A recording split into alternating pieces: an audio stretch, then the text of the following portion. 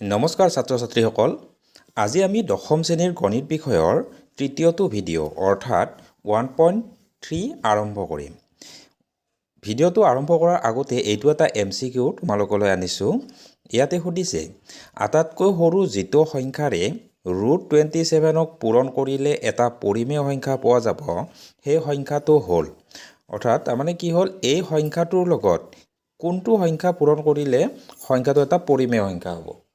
ইয়াতে এই দুটা option A √27, option B 3√3, option C হ'ব √3, আকৌ অপশ্যন ডি হ'ল 3।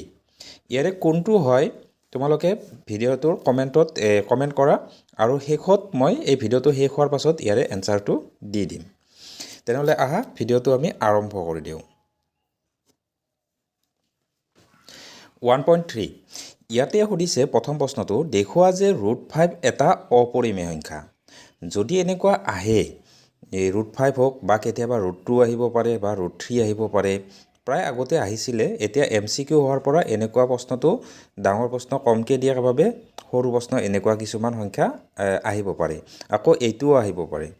এতিয়া চাবা ইয়াতে আমাৰ এনেকুৱা আহিলে প্ৰশ্নটো প্ৰথম আমি ধৰি ল'ম এইটো পৰিমেয় বুলি ধৰি ল'ম হ'ল। এতিয়া ধৰা হ'ল যদি সম্ভৱ ধৰা হ'ল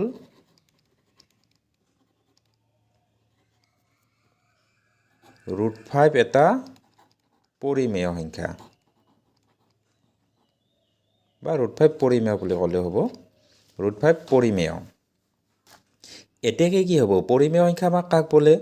যদি p/q আৰ্হিত লিখিব পাৰি তেতিয়াহ'লে পৰিমেয় হ'ব। এতিয়াকে কি হ'ব √5 = p/q আৰ্হিত হ'ব। য'ত আচ্ছা ইয়াতে য'ত আমাৰ কি p আৰু q দুটা অখণ্ড সংখ্যা হয় আৰু আকৌ q2 ≠ 0 হয়। ঠিক আছে। এতিয়া আমাৰ কি কৰিব পাৰোঁ ইয়াতে আমাৰ কাটাকাটি গৈ এনেকুৱা এটা সংখ্যা পাম আমি যিটো আমাৰ লঘিষ্ঠ আকাৰত নিয়া বুলি ক'ব। অৰ্থাৎ ইয়াতো আমাৰ সাধাৰণ উৎপাদক নাথাকিব। আকৌ সাধাৰণ উৎপাদক নাথাকিলে পি আৰু কিউৰ যদি সাধাৰণ উৎপাদক নাথাকে তেতিয়াহ'লে সংখ্যা দুটাক আমাৰ কি সহমৌলিক বুলি কোৱা হয়। গতিকে আমি সেই এনেকুৱাকৈ অখণ্ড সংখ্যা বুলি নকয়, ডাইৰেক্ট আমি এনেদৰে ক'ব পাৰোঁ যে আমাৰ য'ত পি আৰু কিউ দুটা সহমৌলিক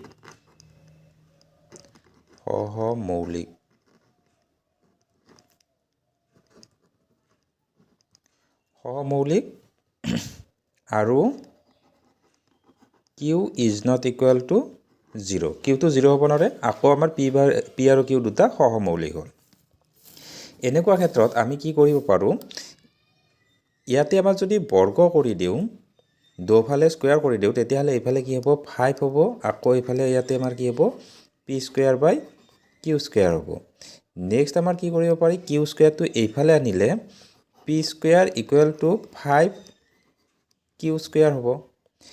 এতিয়া আমি গম পালোঁ যে p² = 5 × কিবা এটা অখণ্ড সংখ্যা আছে। এই ক্ষেত্ৰত আমাৰ কি হ'ল p² এটা উৎপাদক 5। এতেকে আমাৰ কি হ'ব p² এটা উৎপাদক 5 অৰ্থাৎ p এটা উৎপাদক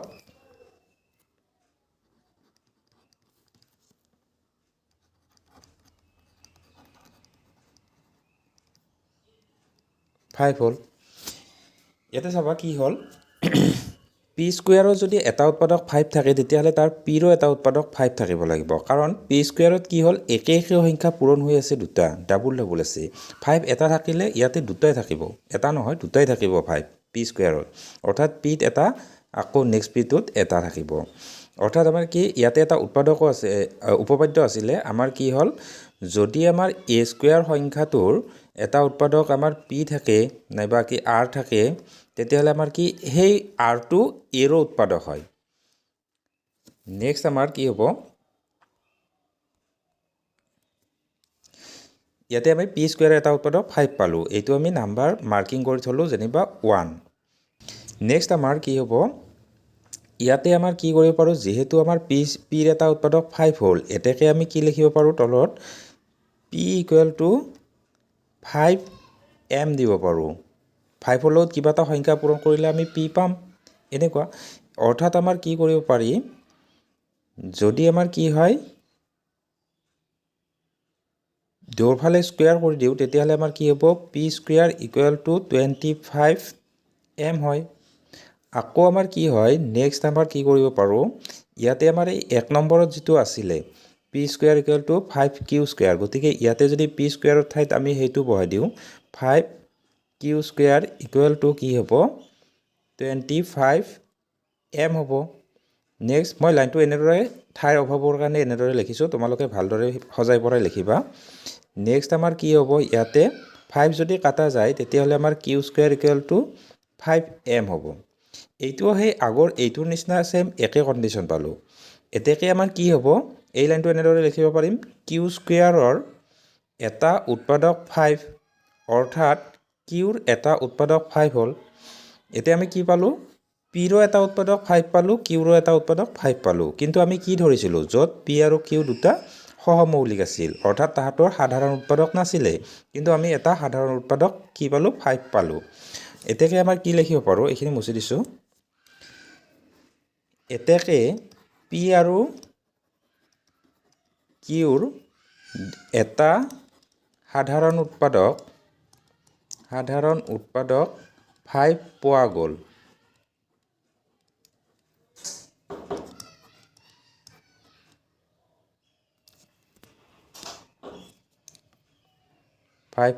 গ'ল। অৰ্থাৎ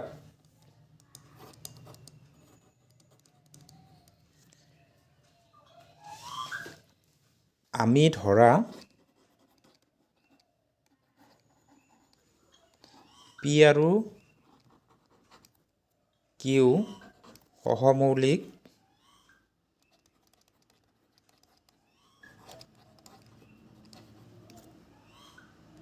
কথাটো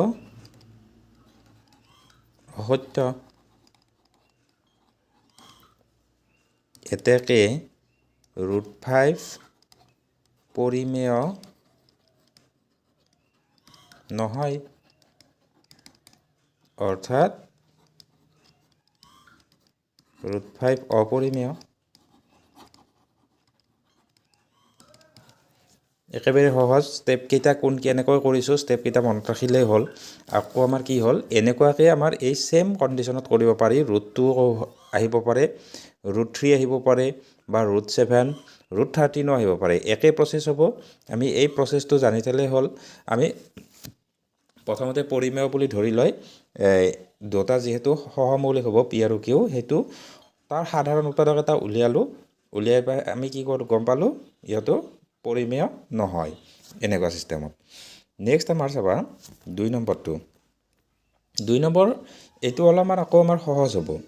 একে কথা, অপৰিমেয় বুলি প্ৰমাণ কৰিব লাগে, গতিকে আমি তেনেদৰে ধৰিম, যদি সম্ভৱ ধৰা হ'ল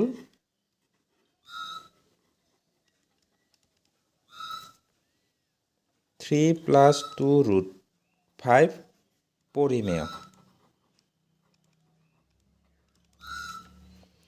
এতেকে আমি কি পাম, 3 + 2√5 = p/q,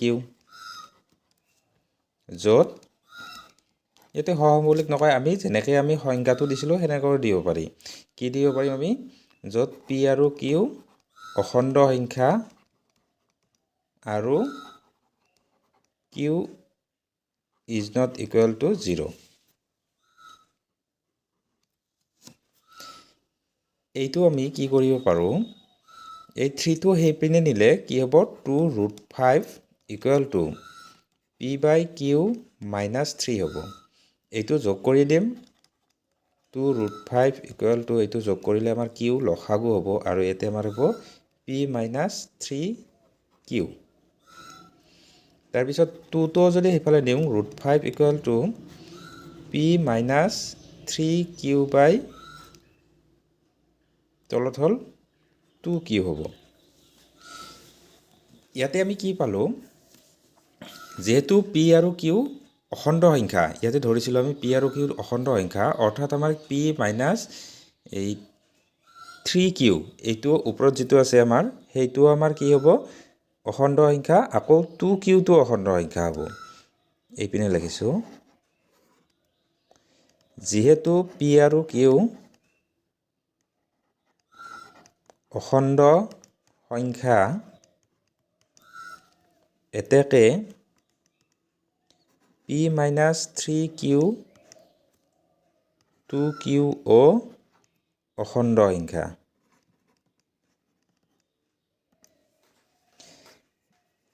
অৰ্থাৎ √5 এটা পৰিমেয় সংখ্যা এইটো আমাৰ ওপৰত এটা অখণ্ড সংখ্যা তলত এটা অখণ্ড সংখ্যা যিহেতু অখণ্ড সংখ্যা দুটাৰ আমাৰ পি বাই কিউ আৰ্হিৰ নিচিনা হৈছে গতিকে আমাৰ √5 এটা পৰিমেয় সংখ্যা হ'ল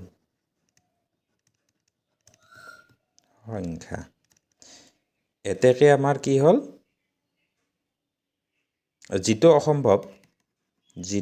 অসম্ভৱ কাৰণ আমাৰ √5টো পৰিমেয় বুলি আগতে আমি কৈয়ে আহিছোঁ আমি জানো এইটো যিটো আমাৰ নহয় বাবে আমাৰ কি হ'ল অৰ্থাৎ কি হ'ল এইটো লাইনটো লিখি দিলে হ'ল 3 + 2 √5 এটা অপৰিমেয় সংখ্যা নেক্সট আমাৰ বাকি এই তিনিটাও সেই একে প্ৰচেছতে হ'ব যদি সম্ভৱ আমাৰ তেনেদৰে কৰিম যদি সম্ভৱ 1/√2 পৰিমেয় এতেকে কি হ'ব 1/√2 = p/q য'ত pq অখণ্ড সংখ্যা আৰু q is not equal to 0 এইটো যদি আমি ওলটাই দিওঁ কি হ'ব √2 = ৰেচিপ্ৰকেল লং বা অনন্যক লং প্ৰতিক্ৰম লং তেতিয়াহ'লে আমাৰ কি হ'ব এইটো q/p য'ত ইয়াতে আমাৰ কি হ'ল এইটো এটা আমাৰ কি পালোঁ পৰিমেয় সংখ্যাই পালোঁ p/q কিন্তু আমাৰ কি হ'ল √2টো পৰিমেয় হ'ব নোৱাৰে এতেকে আমাৰ কি হ'ল √2 এইটো q/p পোৱাৰ কাৰণে √2 এটা পৰিমেয় যিটো সম্ভৱ নহয় বা অসম্ভৱ মোৰ কথাখিনি কৈ গ'লে যেনেকৈ কৈ গৈছোঁ তেনেদৰে লিখিলে তোমালোকে লিখিব পাৰিবা আকৌ যদি ইয়াতে আখৰবিলাক পঢ়িব চোৱা তেতিয়াহ'লে আখৰবিলাক পঢ়িব নোৱাৰিবা কাৰণ মই ইয়াতে বহুত তাড়াতাড়িও লিখিছোঁ আৰু সিমান ডিচিপ্লিনত লিখা নাই তোমালোকে ভালদৰে লিখি ল'বা যিটো আমাৰ অসম্ভৱ হ'ল অৰ্থাৎ কি হ'ল 1/√2 অপৰিমেয় এইখিনিয়ে একেবাৰে সহজ চিম্পল নেক্সট চাবা 7√5 ইয়াতো এনেদৰে ধৰিম যদি সম্ভৱ ধৰা হ'ল 7√5 এটা অপৰিমেয় সংখ্যা নহয় পৰিমেয় সংখ্যা ধৰিম পৰিমেয় সংখ্যা এতেকে আমাৰ কি হ'ব 7√5 = আমাৰ কি হ'ল p/q য'ত এইখিনি একে কথা p আৰু q অখণ্ড সংখ্যা আৰু q is not equal to 0 ইয়াৰ পৰা আমি কি 7টো যদি সিফালে নিওঁ √5 = আমাৰ কি হ'ব p/7q ইয়াত p আৰু 7q দুয়োটা অখণ্ড সংখ্যা অৰ্থাৎ লিখিব লাগিব ইয়াত p 7q দুয়োটা অখণ্ড সংখ্যা অৰ্থাৎ √5 এটা পৰিমেয় সংখ্যা √5 পৰিমেয় যিটো অসম্ভৱ এতেকে 7√5 অপৰিমেয় হ'ল এইখিনিয়ে নেক্সট শেষৰটো 3 নম্বৰ ইয়াতে সুধিছে 6 + √2 ইয়াতে এনেকৈ ধৰিম যদি সম্ভৱ ধৰা হ'ল 6 + √2 এটা পৰিমেয় এতেকে 6 + √2 = কি হ'ল p/q য'ত p আৰু q অখণ্ড সংখ্যা আৰু q is not equal to 0 ইয়াতো আমাৰ 6টো সিফালে নিলে √2 = আমাৰ কি হ'ব p/q - 6 হ'ব আকৌ এইটো যোগ কৰিলে আমাৰ কি পাব বিয়োগ কৰিলে 2 নহয় q লসাগু আকৌ আমাৰ ইয়াতে কি হ'ব p - 6q ইয়াত